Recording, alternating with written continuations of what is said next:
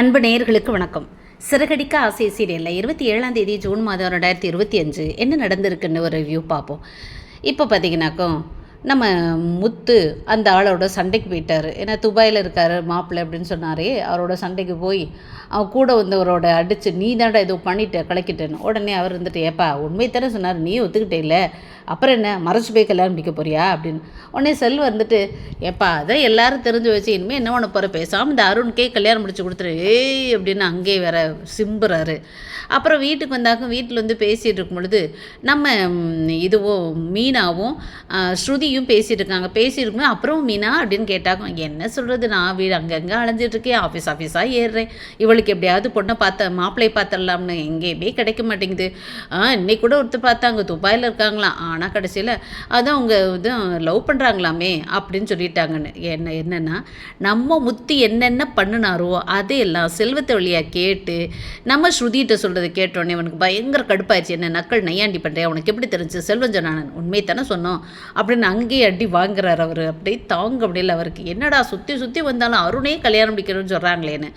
இதுக்கிடையில் நம்ம அம்மையார் என்ன செய்கிறாங்க, ரோஹிணி வித்யாவை பார்க்க போகிறாங்க. வித்யாவை பார்க்க போனோன்னு என்னடி வீட்டுக்கு வர சொன்னேன், என்னடி அவசரம் அப்படின்னு, நீ என்ன நினச்சிட்ருக்க, என்னடி நினச்ச அப்படின்னு. என்ன அப்படின்னோடனே முருகன்ட்ட நீ பணம் கேட்டியா, ஆமாம், ஏன் என்கிட்ட கேட்காம அவர்கிட்ட கேட்ட, நீ எப்படிடி அப்படின்னு கேட்டாக்கும், இல்லை உனக்கு காலே போகலை, அதனால தான் அதே நாளில் எல்லார்ட்டேருந்து எனக்கு கால் வந்துச்சு, நான் அட்டன் பண்ணிட்டு தான் இருக்கேன், என்ன நினச்சிட்ருக்கேன், நீ பாட்டில் அவர்கிட்ட போய் கேட்டுக்கிட்டு இருந்தால் நாங்களே இப்போ தான் பழகி இப்போ தான் கல்யாணம் பிடிக்கலான்னு இருக்கேன், இப்போ போய் உன்னோட ஃப்ராடு தனத்தெல்லாம் காட்டிகிட்டு இருக்கியா, உனக்கு போய் சொல்கிறது சகஜமாக இருக்கலாம், என்னால் அப்படி நான் நல்ல முறையில் இருக்கேன்னு நினைக்கிறேன், நீ உங்கள் குடும்பத்தில் எல்லாத்தையும் போய் சொல்லி ஏமாற்றிட்டுருக்க, அந்த மாதிரிலாம் நீ நான் நினச்சது உன்ட்ட நீ ஒரு சிங்கிள் மதராக இருக்க பாவம்னு நினச்சேன், உனக்கு அம்மா பையனே தேவையில்லைன்ற அளவுக்கு நீ இருக்கும் பொழுது உன்னையெல்லாம் என்னால் நம்ப முடியாது, இனிமேல் உனக்கு எனக்கு சகவாசமே இல்லைங்கிற மாதிரி எடுத்தறிஞ்சு இந்த பிள்ளை பேசி என்ன வித்தியா அப்படி பேசுகிறா. ஆமாண்டி ஒன்று மாதிரி இங்கே பார், இனிமேல் உன் வீட்டுக்கே வரமாட்டேன், உன்கிட்ட பேச மாட்டேன்னு சொன்னோன்னே, இங்கே பார் நல்லது இப்போ தான் முதல்ல நல்ல டெசிஷன் எடுத்திருக்க, ஒன்று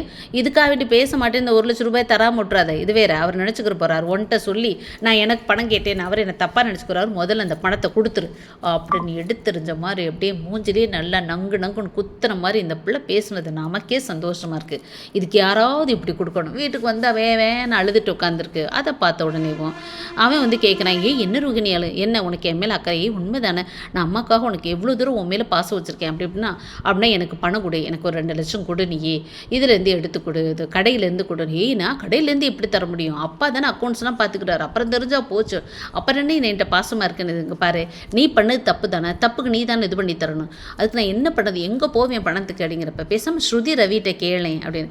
இதுக்கடையில் வழக்கம் போல் நம்ம ஸ்ருதி அந்த ரெஸ்டாரண்ட் விஷயமா நீத்துக்கிட்டு இது பண்ணி நான் விசுவாசமாக இருக்கேன் அப்படின்னு நக்கல் பண்ணி அங்கே சண்டை போட்டுட்டு இருக்குதுங்க. இந்த சமயத்தில் இந்த பொண்ணு போய் அதுகிட்ட பணம் கேட்கலான்னு கேட்குது. நம்ம ப்ரொமோல பார்த்த மாதிரி அதெல்லாம் உங்களுக்குலாம் தர முடியாது, என்கிட்ட இல்லை, எங்கள் அப்பாவோட பணத்தை தான் இனிமேல் வாங்க போகிறேன், என்னோட சேவிங்ஸ்லாம் முடிஞ்சு போயிடுச்சுன்னு.